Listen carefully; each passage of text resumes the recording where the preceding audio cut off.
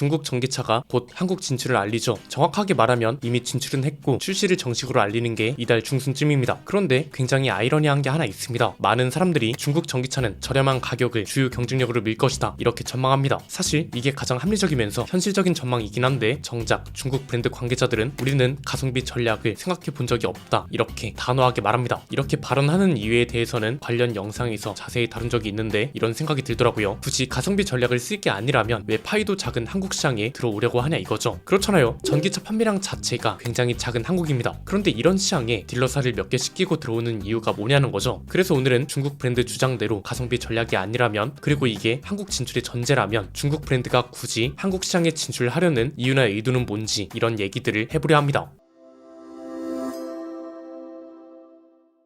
일단 중국 자동차 브랜드들이 우리는 가성비 전략을 쓸 생각이 없다 이런 식으로 발언하는 이유는 뭐라고 했나요? 두 가지로 봐야 하는데, 비아디가 이 말을 한 이유는 뭐다? 진출 초반에 개인 구매자들을 공략할 이유가 크지 않다고 생각하기 때문일 수 있다 이렇게 해석해드렸죠. 물론 비아디는 아니라고는 하지만 렌터카 업계나 개인 택시 회사 같은 회사 단위 구매자들을 중심으로 판매량과 점유율을 늘리고 이렇게 해서 일반 시민들이 비아디 차를 많이 경험하게 하고 생각보다 괜찮네 라는 생각이 들게 하면서 브랜드를 향한 경계심을 풀게 하고, 그때부터 개인 구매자들을 본격적으로 공략하려는 계획일 수 있다고 했잖아요. 이게 하필이면 중국 자본으로 우리나라 렌터카 1, 2인 롯데렌탈과 SK 렌터카가 넘어간 시기와 맞아떨어지면서 이런 쪽으로 전망하는 논평가들도 많았습니다. 그럼 비아디가 아닌 다른 브랜드도 비슷하게 해석해야 할까요? 지금 한국 진출을 본격적으로 알린 브랜드가 지커랑 샤오펑인데 이 회사들은 왜 굳이 가성비 전략에 적극적이지 않은 것처럼 말하냐는 거죠. 이것도 사실 간단합니다. 가성비 전략을 펼친다면 저렴한 가격을 가장 앞에 내세우는 게 되는 겁니다. 즉 본인들이 제품을 저렴한 제품이라고 소개하면 브랜드 가치 자체가 저렴해지는 걸로 생각하고, 그렇기 때문에 굳이 가성비라는 걸 앞세울 필요는 없다. 그건 브랜드 가치를 깎아먹는 거다. 뭐 이런 식으로 인지하고 있는 게 아닌가 싶습니다. 사실 뭐 우리가 보기엔 그런다고 해서 브랜드 가치가 올라가는 것도 아닐 것 같잖아요. 그럼에도 이러는 이유가 뭘까를 생각해보면 배경만 파악해도 어느 정도 이해를 할 수 있습니다. 지금까지 자동차 시장에서 중국 브랜드는 아예 논이었습니다. 이렇다 할 브랜드가 없었으니까요. 그러다가 전기차 시장에서 급성장했습니다. 전 세계 1위인 테슬라랑 판매량 경쟁을 한다고 하고 전기차 판매량이 1000만 대를 넘고 유럽을 비롯한 해외 시장에도 진출을 한다고 하니 일종의 국뽕 같은 게 적용된 반응과 결과가 아닌가 싶은 거죠. 이건 현지에 가서 브랜드 관계자들이 하는 말이나 행동, 그리고 어떤 걸 내세우고 싶어 하는 건지만 봐도 어느 정도 유추가 가능합니다. 나쁘다는 게 아니라 어쩌면 당연하다는 거죠. 그런데 그런다고 해서 아예 가성비를 내세울 생각이 없는 건 또 아닙니다. 이게 출시 초반부터 우리는 2천만 원대 전기차로 승부를 볼 겁니다 이렇게 나올 가능성은 거의 없다는 거고요. 비아디 혼자만 진출하는 게 아니고 지금까지 알려진 것만 4개의 브랜드가 한국 진출을 알렸습니다. 이 대목에서 이제 전기차 판매량이 적은 걸로 유명한 한국 시장에 이렇게 앞다퉈 진출하려는 이유가 뭐냐, 이것도 좀 중요할 것 같습니다. 이건 우리나라 시장을 기준으로 볼 게 아니라 오히려 중국이 어떤 상황인지를 파악해야 전개할 수 있는 내용입니다. 간단합니다. 크게 3가지로 나눠 볼 수 있는데요. 첫 번째는 과잉 생산을 해결해야 하는 상황이라는 겁니다. 그냥 한마디로 전기차가 고객한테 팔리는 것보다 생산되는 게 더 많아서 문제입니다. 이렇다 보니 재고가 날이 갈수록 많이 쌓이고 국가적으로 골칫덩이가 되고 있다는 거죠. 이게 단순히 전기차 브랜드한테만 재고가 쌓인다 이런 차원의 문제가 아닙니다. 예컨대 재고를 다 소진하려면 일단 생산부터 중단해야겠죠. 생산을 중단하게 되면 가장 먼저 자동차 공장이 멈춥니다. 자동차 공장이 멈추면 부품을 실어 나르는 물류 시스템이 멈추고요. 부품을 만드는 부품 공장이 멈춥니다. 그리고 이 부품 공장에 재료를 실어 나르는 물류 시스템도 멈추고, 이 부품의 원재료를 생산하는 공장들도 멈추고, 배터리 공장들, 배터리 부품이나 원재료 공장들도 모두 멈추는 겁니다. 규모가 크다 보니 거의 지역 단위로 경제가 마비될 거란 거죠. 이건 숫자만 봐도 체감이 가능합니다. 중국의 신에너지차 침투율이라는 게 있습니다. 2019년에는 4.7%에 불과했는데 2023년에는 31.6%까지 늘었습니다. 그럼 공장 가동률도 엄청 높을 것 같잖아요. 그런데 정작 생산 능력까지 같이 성장하면서 공장 가동률은 50% 아래라고 합니다. 그러니까 이미 중국에 있는 전기차 공장 절반 이상이 놀고 있다는 소린데, 그럼에도 불구하고 여전히 파는 차보다 만들어지는 차가 훨씬 많다는 거죠. 아니 그럼 도대체 얼마나 생산 규모가 크길래 이러는 거냐? 생각보다 어마어마합니다. 2023년 말 기준으로 중국 전기차 브랜드만 52개에 달하고 전기차 모델만 187개에 달하는 걸로 집계가 됐습니다. 얘네도 이걸 중국 내수뿐만 아니라 글로벌 수요까지 고려해서 생산 능력을 늘려온 건데, 미국은 지금 진출할 엄두도 못 내고 그나마 유럽이 돌파구였는데 여기도 관세 폭탄을 매긴다고 하잖아요. 유럽에서 작년 10월 말부터 중국산 수입 전기차 관세율을 기존 10%였던 걸 최고 45.3%로 올려버렸고요. 미국은 25%였던 걸 100%로 올렸습니다. 즉 전기차 시장 파이가 크지 않더라도 재고를 소진하려면 여기저기 팔아야 하는 상황이기 때문에 한국 진출에도 열심히 하는 거 아니냐 이런 관측이 있는 거죠. 이거랑 이어지 느껴지는 게 두 번째, 재고 소진이기 때문에 저렴하게 파는 게 가능하다는 겁니다. 말 그대로 재고가 넘쳐나고 재고가 넘쳐난다는 건 결국 이 재고를 빠르게 소진해야 한다는 과제가 부여되어 있는 겁니다. 그럼 일단 저렴한 가격으로 팔 수밖에 없는 거죠. 굳이 막 우리는 가성비가 핵심입니다 이렇게 강조하지 않아도 이런 상황이면 원래 팔려고 했던 가격보다 평균 가격이 낮아질 수밖에 없습니다. 실제로 지난달 중국 내 전기차 판매 가격을 보면 전년 대비 9.6% 하락해서 평균 4,455만원인 걸로 나타났다고 하거든요. 세 번째는 선진국 진출을 위한 큰 그림일 수 있다는 해석이죠. 미국은 아예 불가능할 수 있어도 유럽을 비롯한 다른 나라들은 한국에서 생산해서 수출할 수 있다는 생각인 겁니다. 브랜드 자체가 문제라면 한국에서 생산되는 차들은 별도의 브랜드를 만들어서 팔면 되는 거니까요. 그런데 이 마지막 세 번째는 우리한테 실제로 위험할 수 있는 시나리오죠. 그냥 필터링 없이 말하면 한국을 이용해서 해외에 자신들의 전기차를 팔겠다는 건데 이건 이미 현실이 되어 있는 사례입니다. 회사 구조상 이렇게 한국 내 공장을 활용하고 있는 사례가 있죠. 비아디는 KGM에 전기차 시스템과 배터리를 납품하고 있고요. 지리차는 자신들의 차를 한국 시장에 맞게 변형시킨 다음 한국 공장에서 만들어 판매도 하고 수출도 합니다. 올해는 지리차 산하에 있는 폴스타도 한국 공장에서 생산을 합니다. 모두 르노코리아 부산 공장에서 벌어지고 있는 일이고 이게 지리차 입장에선 전혀 이상한 일이 아니라고 했죠. 자신들의 지분을 상당히 많이 가지고 있는 브랜드의 공장에서 자신들의 산하에 있는 브랜드의 차를 생산하는 거기 때문에 지극히 일반적인 사례입니다.